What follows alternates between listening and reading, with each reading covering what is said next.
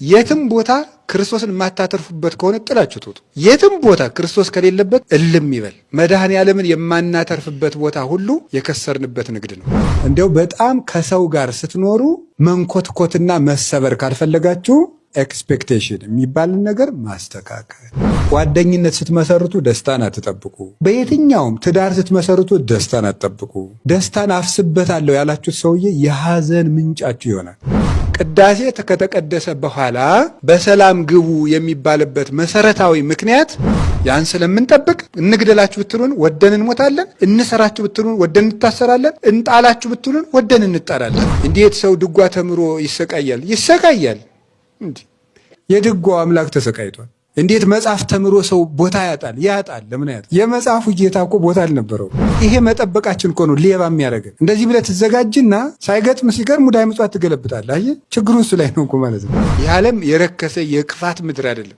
ረዚህ ዓለም ያላቀቀን አትበሉ። ጽድቅ ያላለው ሰው መቅደስም አይጸድቅ። አይኑ የበራለት ሰው ደግሞ መቀመቃት ገብቶም ቢሆን እግዚአብሔርን ያያል። እኔ ለጽድቅ አይመቸኝም ሆቴል ቤት ስለምሰራ የሚባል ነገር የለም። ካወቅበት ሆቴል ቤትም መንግስተ ሰማያት አለች። ላወቀበት ሰው እግዚአብሔር የትም አለ።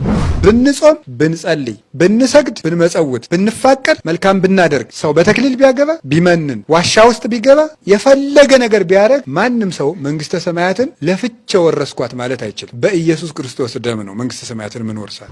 የቆረቡ ሰዎች ግን የመንግስተ ሰማያት ጋራንቲ አላቸው፣ ዋስትና አላቸው። የቆረበ ሰው እንዴት ያለ መንግስተ ሰማያት አድርጎ በእጁ ነው የሚይዛት፣ እንዲህ አድርጎ ማለት ነው። ሳትቆርቡ የተቀመጣችሁ ሰዎች ምን እንደሚቀርባችሁ እያያችሁ ነው። እትው በሰላም ሲባል ለማን ይሁን እስቲ እግዚአብሔር ያሳያችሁ፣ ክርስቶስ ያመልክታችሁ። አንድ ትልቅ ጥራዝ የሚያህል መጽሐፍ ቱቱቱቱ ብሎ ከሚጸልይ ሰው 5 ደቂቃ ሰቅሰቅ ብሎ በመድኃኔዓለም ፊት ያለቀሰ ሰው በጣም ውድ። ብዙ ሰው መከራ ተቀብሎ ይሆናል። እንደኔ ግን የሚሆን የለም። ተደጋጋሚ ሰው የሚከዳኝ እኔ ነው። ተደጋጋሚ ቅድ የሚከሽፍብኝ እኔ ነኝ። ለምን አይመቸንም? ለምን ያሰብነው አይሳካም? ለምንድን ነው የማይሞላልን ብትሉ፣ እንደተመሰገኑ መቅረት የለም መዋረድ አለ። እንደተከበሩ መቅረት የለም ዝቅ ማለት አለ። እንደታሰቡ መቅረት የለም መረሳት አለ። እንደተዋቡ መቅረት የለም መጎስቆላል። እንዳገኙ መዝለቅ የለም ማጣት አለ። እንደ ሳቁ መቅረት የለም ማልቀሳል። አንድ እንደሆኑ መቅረት የለም መለያየታል። ጉድለት የማይፈራረቀው ምንም ነገር የለም። ትልቅ የደስታ ሀገር አለ። የረፍት ሀገር፣ የሰላም ሀገር፣ የነጻነት ሀገር፣ አድሎ የሌለበት ሀገር፣ ከሁሉ ሐሜት፣ ምቀኝነት፣ ቅናት፣ ግፍ የሌለበት ሀገር። ያ በሌለበት ሀገር እንኖራለን። ተዋዶ መጣላት የሌለበት ሁልጊዜ የፍቅር ወንዝ ያለበት ሀገር እንኖራለን።